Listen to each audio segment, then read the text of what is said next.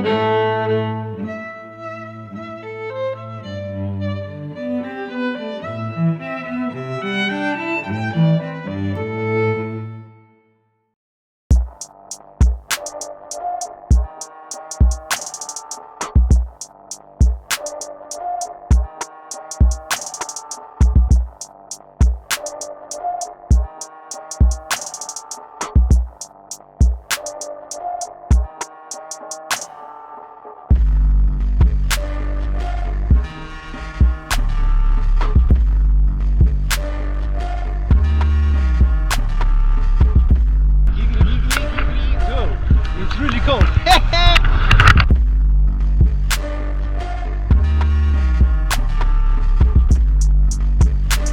Get it! Up there!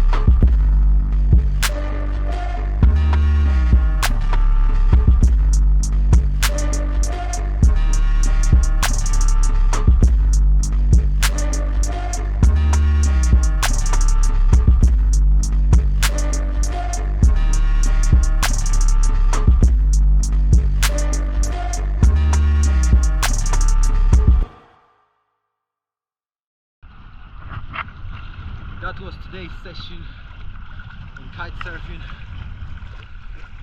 As I said before, it's winter. We are in Poland. It's probably around 5 Celsius degrees, and you can really feel that cold water after some time. So I managed to do some progress. I managed to get into a slide to perform a water start, so I'm happy with that. I'll see you soon, guys.